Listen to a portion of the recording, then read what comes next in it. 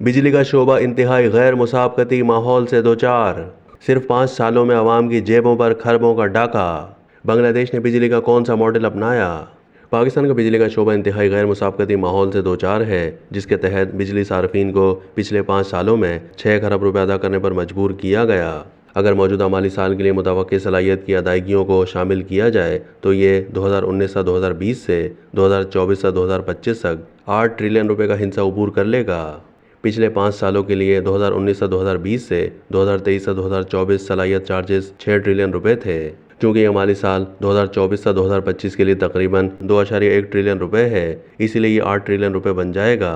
Consumer and tariff में energy purchase price यानी EPP, capacity purchase price यानी CPP, टी&डी नुकसानात, distribution और सप्लायर मार्जिन और साल से पहले की एडजस्टमेंट शामिल है।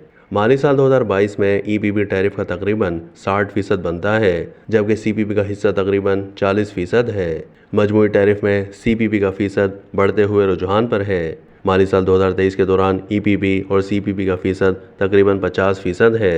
इंडिपेंडेंट पावर प्रोड्यूसर्स यानी आईपीपीज़ को कॉन्ट्रैक्ट्स देने और उन्हें सिर्फ मुंतखब अफराद को देने में राजधानी पाकिस्तान में बेआवाज़ सार्फिन की कीमत पर पैसा कमाने का बेहतरीन जरिया साबित हुई। पाकिस्तान पीपल्स पार्टी और मुस्लिम लीग नून के वफादार कारकुनों का दावा है कि 1994 से 1995 में और 2015 से 2018 में उनके पास बिजली पैदा करने के लिए चीनी आईपीपीज़ को राग़िब करने के लिए अजियतनाक लोड शेडिंग ख़त्म करने के लिए कोई दूसरा हल नहीं था।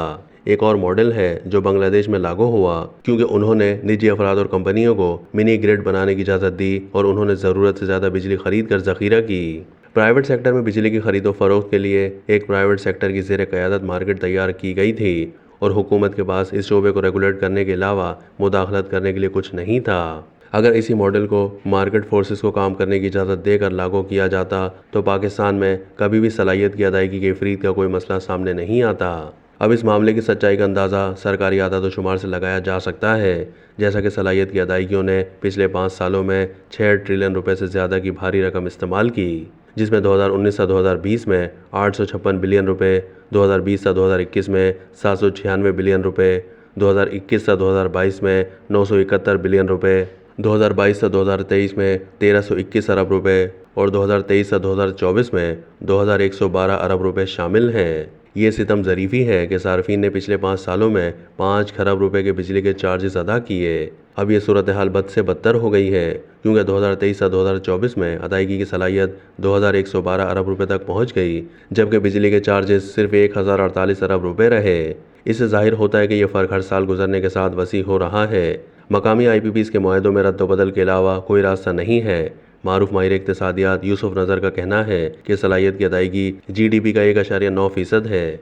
उनके बारे में हक़ाइक़ मुकम्मल तौर पर शफाफ होने चाहिए, क्योंकि प्रोजेक्ट्स को खुफिया तौर पर और बेजा जल्दी के साथ मंजूर किया गया। इसके अलावा कोई तवील मुद्दती मंसूबा नहीं था और तवानाई की पॉलिसी वसी तर मैक्रो इकनॉमिक फ्रेमवर्क का हिस्सा नहीं थी।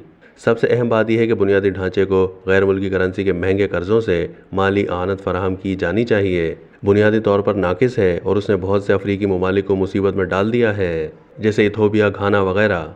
बुनियादी ढांचे की तामीर और चीनी कर्ज़ों का मसला बहुत बड़ा है। वैसे यहाँ केस स्टडी है कि प्रोजेक्ट्स को कितनी जल्दी मंजूर किया गया और कौन कौन मुलविस है। वज़ारत ख़ज़ाना के साबिक़ मुशीर डॉक्टर खाकान नजीब ने कहा है कि पाकिस्तान की बिजली की पूरी सलाहियत में से 52% हुकूमत की मिल्कियत है। आईपीपीज़ की इस्तिलाह मुमकिन तौर पर 1994, 2002 और 2015 की पावर पॉलिसियों के तहत कायम किए गए 48% पावर प्लांट्स के लिए मौजू है। 1994 और 2002 के प्लांट्स ने ज़्यादातर रियासत के साथ अपने मुआहदे चलाए हैं। कुछ का 2020 में जायज़ा लिया गया और उन पर नज़रसानी की गई और डॉलर की इंडेक्सेशन को ख़त्म कर दिया गया। बाकी मानदा आईपीपीज़ और जिनके कॉन्ट्रैक्ट में 3 साल पहले 1994 और 2002 के तहत काम करते हुए तौसीक़ की गई थी, उन्हें फौरी तौर पर सिस्टम से निकाल दिया जाना चाहिए। उन्होंने वजाहत की कि सलाहियत के मुआवजे के लिहाज से भारी मालियती बोझ 2015 की पॉलिसी के तहत प्लांट्स की वजह से है, जो ज़्यादातर सीपैक निज़ाम के तहत लगाए गए हैं, जो पाकिस्तान की बिजली की पैदावारी सलाहियत का तकरीबन 23% है। टैरिफ की किस्म का मुकम्मल मुताला करने की ज़रूरत है, जो ये देख कर तय किए गए थे कि आया उन्हें वही टैरिफ मिला है जैसा कि बैनुल अक़वामी सतह पर दिया गया था। फ्रांसिक ऑडिट और हीट की शरह का ऑडिट अगर कोई बेज़ाब्तगी है तो उसके इम्कान को वाज़े करने में मदद करेगा।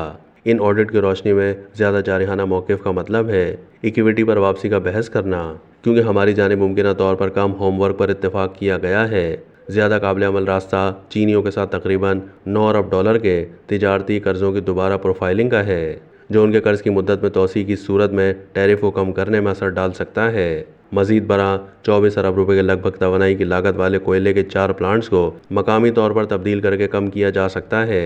डॉक्टर खाकान ने वाजे किया कि पैदावारी लागत को कम करने के लिए सप्लाई साइड के इंतज़ाम पर काम करना ज़रूरी है। ताहम ये तवानाई के बहरान की कहानी का हिस्सा है।